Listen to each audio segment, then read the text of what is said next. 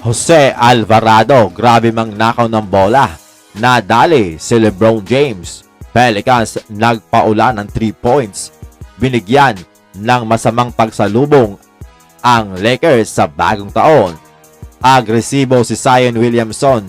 Inaatake agad ang pinta. Pero nakikipagpalitan naman ng basket itong si Anthony Davis. Ngunit nag-init itong si CJ McCollum na ipasok ang kanyang 5 3-pointer for 15 points. Grabe ang init talaga mga amigo. Kaya naman ipinasok na si Max Christie para pigilan etong si CJ.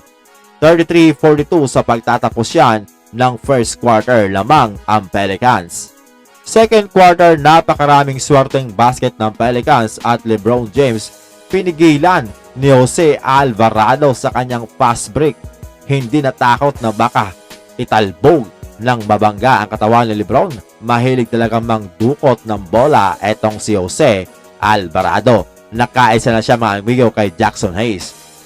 Matapos ang timeout ay tinarget niya ni LeBron James itong si Jonas Valanciunas. Back-to-back basket. Pero bubanat din agad ng back-to-back 3-pointer ang Pelicans. Ang isa pa dyan ay galing mismo sa steal ni Jose Alvarado kay LeBron James. At hindi pa nakontento si Alvarado mga amigo, ninakawan ulit ng bola etong si Anthony Davis. Hirap ang Lakers makascore mga amigo, ang alat. Tanging si LeBron James lamang ang talagang kumakayod sa scoring na may 21 points na. Pero 17 points mga amigo ang kanilang hahabulin dito.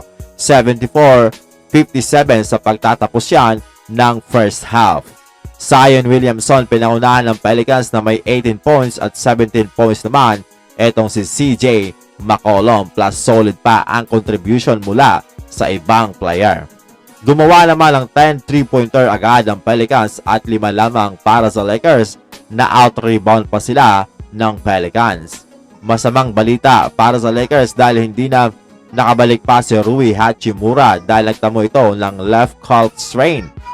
Sa third quarter, agresibo ang Lakers. Austin Reeves 3-pointer back-to-back basket mula kay LeBron James, pero may bawi din agad ang Pelicans. Inatake ang depensa ni AD.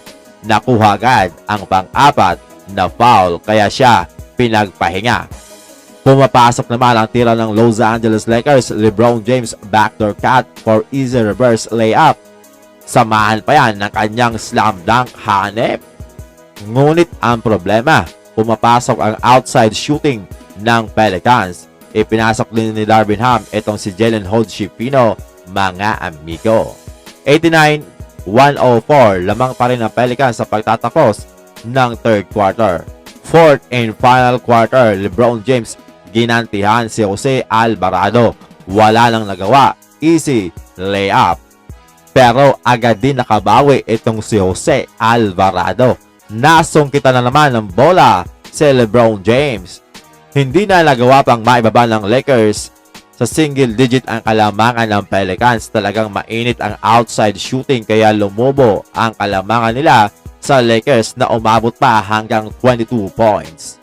Final score 109-129. LeBron James 34 points, 5 rebounds at 8 assists. 4 lamang ang kanyang nagawa sa fourth quarter. Anthony Davis 20 points, 10 rebounds, 3 assists at 5 blocks. Austin Reeves 20 points at 9 assists. Sa Pelicans, balanse ang opensa, lahat naka-double figure ang kanilang starting lineup. Samahan pa ng matinding depensa at si Jose Alvarado ay nakatatlong nakaw ng bola kay LeBron James.